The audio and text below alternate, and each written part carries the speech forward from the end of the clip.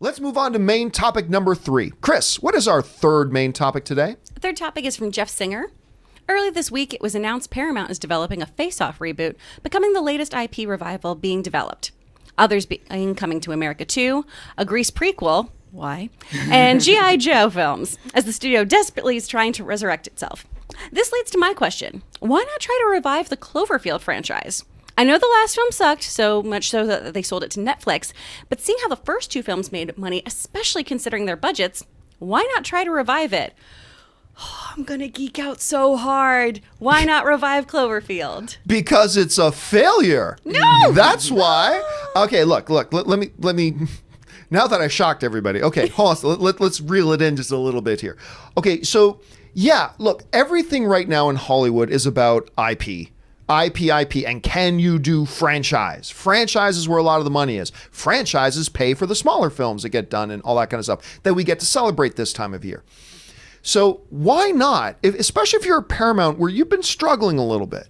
You've been struggling and you're looking at other things like going back to GI Joe, which by the way, and I'm not just saying this because Hasbro provides 50% of the household income at my place. I'm looking forward to what they're going to do with Snake Eyes. But if you're going to go to properties like that or whatever, if you're going to resurrect Transformers and do Bumblebee, why not look at something like Cloverfield? Now, I'm going to say this. I like the first Cloverfield movie. I do. I didn't like it as much as most people. I thought, it was good and everything, and I enjoyed it. Yeah, I didn't think it was spectacular, but it was good and I enjoyed it, and it made a little bit of money. I thought 10 Cloverfield Lane was better. I actually, and I was a little bit late to the 10 Cloverfield Lane party, but I thought that movie was actually really, really sharp. I enjoyed it quite a bit. And then like everybody else, I was excited about a third Cloverfield movie, Cloverfield Paradox, which was being released by Paramount, hitting theaters soon, and then all of a sudden, I think it was at the Super Bowl, they dropped this out of nowhere announcement, and it's coming on Netflix! Like tonight. And like, wait, what? What? It's like, and at first it hit us like, oh my God, this is the revolution. Like you're taking this movie, Cloverfield Paradox, and it's going straight to Netflix. Oh my God, this is the revolution. This is going to change everything. And then I watched Cloverfield Paradox after the Super Bowl was over, and I just wanted to shove my hand into a drain pipe or something with a trash compactor. I don't know. Anything to distract me from how truly awful that movie was. It was terrible. And we all went, oh, that's why they ditched it off onto Netflix. Yeah. But you know what? It wasn't just the quality of it. Because while I like the first Cloverfield, while I really like the second one, the fact of the matter is, part of the reason they ditched it onto Netflix wasn't just because of the quality, it's because they knew this isn't going to make money. And the reality is, while they've done pretty well for their budgets, Cloverfield is not a franchise that rakes in cash. I mean, this might surprise some of you, but as we look back at the Cloverfield movies and their performance at the box office, these numbers are not opening weekend numbers. These numbers are not even domestic total numbers. These numbers are worldwide totals. No. The first Cloverfield movie made $170 million. Now, by any definition, still a success, because I believe they spent like 30 or 35 million to make it. So it's still a success, but it's not a studio life-changing blockbuster thing that will save a studio having a bad year kind of money, right? But it was a good movie and people enjoyed it. So they did 10 Cloverfield Lane. Very loosely connected to the original. What was the budget on that? I believe it was around 40 or 50. Okay, because they always amp the budget up and it made less, so... Understandably so. Yeah, which happens. Understandably so. You know what? Actually, could you look up that number, the production budget on 10 Cloverfield Lane? But I think it was in the $40 to $50 million range. Okay. But despite the fact that the first movie was popular and people enjoyed it, and the trailers for 10 Cloverfield Lane were a little mysterious, but still, it dropped almost a third of its box office, and the second one only made $110 million. Again, even if they spent $5 on making that movie, yay, it's successful and it put a little bit of coin in their pocket, but it's not this will save the studio kind of movie, and you're risking a lot of money doing these films that you're now seeing diminishing returns.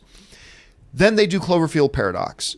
Realize oh my God, just promoting and putting this film in theaters is going to cost us more than probably what we paid on the movie itself. We can't put this thing in theaters financially. We're going to take a bath, ditch it on Netflix, and pretend like it's a big, bold move. Did you find something on that, Chris? So the original was made for $25 million, whereas Cloverfield Lane was made for $15 million. It was made for, so they kept it less. really low. Mm-hmm. They Oh, kept wow. it, which, by the way, when you look at the movie, that makes sense because it's practically a one environment movie. Yeah. But I feel like a lot of times, when you have a movie that has a low budget and then makes a ton of money in relation to its original budget, pop it up. Yeah, pop it up. But again, that might have been changed a little bit here because that first one made 170. It's not like it made 400 million. And they felt really big in that. So you're looking at a franchise that, hey, yeah, maybe you can put a few coins in and pull out a few dollars. I mean, that's a good transaction. But with it having diminishing returns and then really throwing the reputation of the franchise in the toilet with Cloverfield Paradox, is this something you should go back to at this point? Maybe in a few years. Like one of the things Paramount did is they put a bunch of years between the last GI Joe movies and now. They've let a number of years pass, all that kind of stuff. And maybe they need to put a few more years between, what Cloverfield was, and then maybe you try it again in a few years. But just because of the financial realities of it, I don't see them going back to that well anytime soon. But hey, listen, they surprise us a lot with Cloverfield. For all we know, tomorrow they're going to drop an announcement that a new Cloverfield movie is coming out next week on Hulu or something. Yeah. I mean, I don't know. They very well could be doing that. But it doesn't seem, when you look at the pure numbers, again, that's all I'm going by here. It's just the pure numbers. It's hard to make an argument that if you're some junior vice president at Paramount, that you can write into the president's office and make a strong case about why, from a business perspective, we need to move forward on another Cloverfield movie. I'd be up for it. I just don't know that you have enough there to make a really, really solid argument. I don't know. When you look at this, Aaron, this is a franchise that, Paradox notwithstanding, which was terrible, has some goodwill amongst the fans. The first one definitely got a lot of buzz in the way it was done. They make the movies for pretty cheap. If you're that junior vice president at Paramount, do you think you could muster together a solid argument to walk into the president's office and maybe present him, here's some reasons why maybe we should do it, or do you think it's a lost cause? You know what? I know that I was really fighting the good fight for reboots on Tuesday, but I just not really into this one. And part of it is because if Cloverfield had been by itself and that was all we saw, then I'd say absolutely the film did a really respectable job. It made some good money. Let's do the next generation, or let's do whatever the next one is. But because you already have 3 tries at it, I feel like it's kind of I'm just going to say this is kind of like a baseball analogy. You get three tries at bat. And just because this is not going to work, because if your first hit is a home run, then you would. Never mind. That baseball analogy clearly is not going to work. But what I'm saying is I think that they gave it a good go, but you're right. They had continuing diminishing returns. Had Cloverfield been a standalone film, I would be 100% all for it. 10 Cloverfield Lane and Paradox didn't exist right now. And we were just talking about that one standalone movie. That changes the narrative. Totally changes the story. I'd be like, yeah, it's time. There's been enough, because the first one came out, 10, 15 years ago? It's been a while, yeah. 15 years ago, I want to say. And so I would be 100% for that. But I feel like they gave it another go to do a second one. And they did okay. And then they did a third where they're like, okay, it's time. It's at a certain point, you just got to bury it and move on to the next thing and find the next franchise. I will say, when I saw that there is a Grease prequel in the works, I'm not okay with that.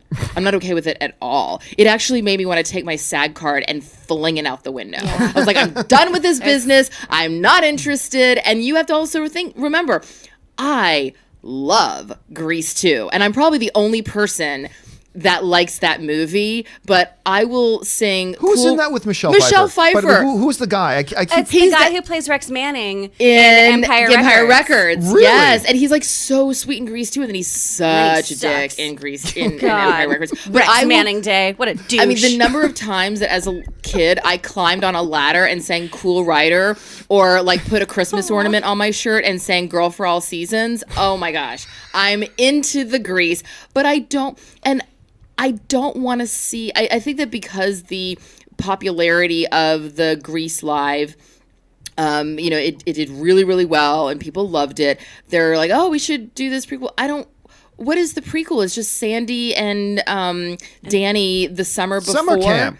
Yeah, I know, but like, I want to see Kanicki. I want to see Rizzo. I want to see Frenchie. I want to see, Marty Maraschino, like the Cherry. Like, I want to see those characters. I don't want to just see Danny and Sandy frolicking on the beach.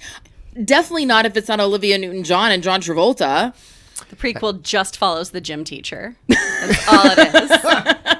I mean, and then watch. It ends up being like our favorite movie of the year. I don't one of these things that come know. out. By the way, when you're saying you used to sing "A Girl for All Seasons," I don't know why. I probably, you know what? I'm probably gonna get chastised for sharing this. But just before the show started, I'm not gonna give you any context. I'm not gonna give you guys any context. But just before the show started, Aaron goes over to Chris and says, because I'm not looking at them. I'm focused on my screens getting the show ready to go. And all I hear is Aaron saying to Chris, put your hand up my shirt just above my bra.